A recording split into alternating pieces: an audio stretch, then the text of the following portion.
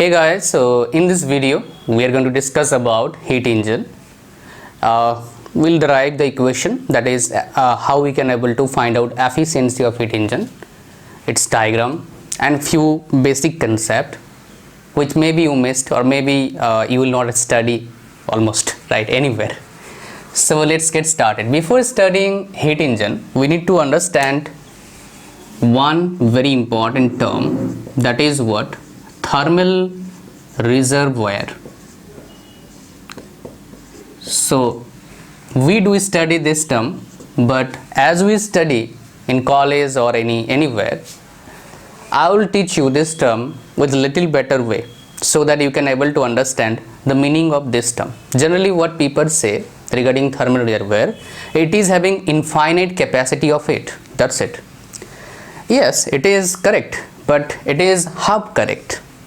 Of course, it is having infinite capacity of heat, whether to receive it or to give it. Whether to receive it or to give it. Right? Receive it means we can get, it is like a source, we are getting heat from that source. And absorbing heat means it is like sink. Right? So let me make you understand through diagram of heat engine, so that it will be quite crystal clear for you. So it is an heat engine, right? TH, it is the high temperature thermal reservoir, that we must consider arrow. This is TL. So now apply second law of thermodynamics here. Temperature will flow from higher temperature to lower temperature, correct? Now so it is an heat engine, it is a heat engine and it is giving us work output. Alright, now it is a thermal reservoir. This is source and this is sink. Of course it is having infinite capacity, but what we miss basically, doesn't matter how much heat will get here to this engine, temperature will remain constant. Temperature will not change. The same thing happening with sink. How much heat will absorb by this sink, right? Temperature will remain constant. Generally we miss this concept, right? Example, if we're talking about thermal reservoir example, ocean, atmospheric air, these are the best examples of thermal reservoir. I hope you got my point. Almost there is no limitation, that there will not be any effect for this, right? Temperature will be almost remain constant. All right, now let's come back to this heat engine. Whenever you are studying heat engine and you are studying for university examination, even competitive examination, for competitive examination you will get numerical question most probably, or maybe direct formula for junior level examination. But for university examination you must understand the diagram. So if we'll write here in terms of heat, it is TH and it is TL. Alright, now it is very important for us to understand few key points. Two key points we need to understand. One is what? Heat. Another one is what? Work. What is heat basically? It is low grade energy, and work is what? High grade energy. So where is the difference between high grade energy and low grade energy? We'll understand now. So in case of heat, complete conversion of heat into work is not possible. It is impossible. But complete conversion of work into heat, that means high grade into low grade energy, is possible without getting any support from any outside support or any outside aid. You must say that aid means help, right? So this is the two concept. I hope you understand. Now if we wanted to get an example of heat engine, that is what? Steam power plant. It is an example of what? Heat engine, because it is giving us thermodynamic cycle. Maybe you will say, sir, what about automobile engine? Of course, somewhere it is following this concept, heat engine, but that is not heat engine exactly. We cannot tell that is thermodynamic cycle, that is following thermodynamic cycle.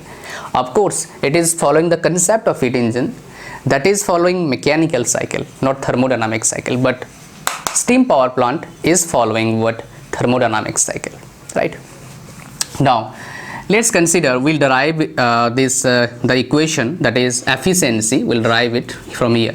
Let Q1 is, let's QH is heat input, it is heat input, right? And QL is what? Heat output, heat output. So net heat is equal to what? QH minus QL. This terms in, we got this equation in terms of it. Now let's talk about work output. So WT is what? We're getting work, turbine work, right? And WP is what? Pump work. So what will be available work? That is net work is equal to turbine work minus pump work. All right. Now what is the general formula for finding out efficiency? That we need to understand. So efficiency is equal to what? Efficiency is equal to output by input.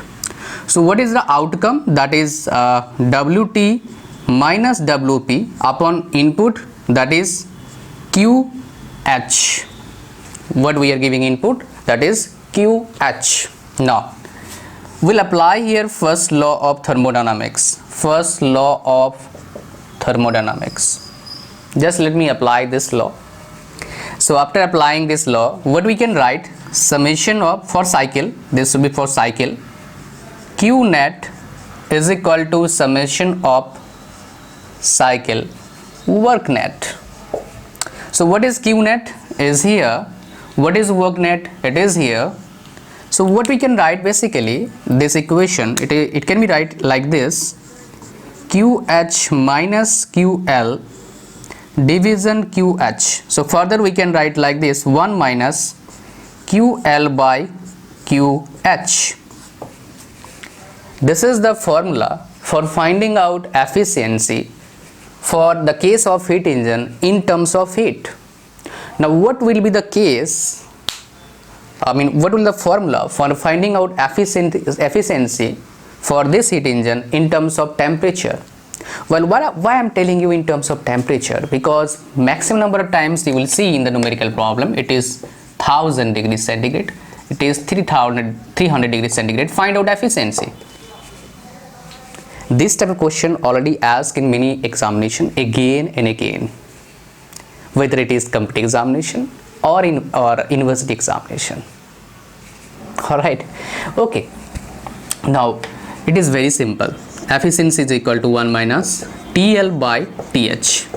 Now here is the key concept I would like to share with you when you are solving numerical problem. Numerical problem, right? What efficiency we get in terms of temperature, that is maximum efficiency, and what efficiency we get in terms of heat, that is an actual efficiency. By using this formula we can get maximum efficiency. By using this formula we can get an actual efficiency. Just write down these terms because it may confuse you in the university examination. After even knowing all the facts with crystal clear concept, you may get wrong answer in the examination while solving numerical problem. Why? Where you can get such type of problem? Let me tell you. There are few questions asked. What they do, basically, they will provide you data of heat also. Let's say this is 1000 kilojoule and this is 100 kilojoule.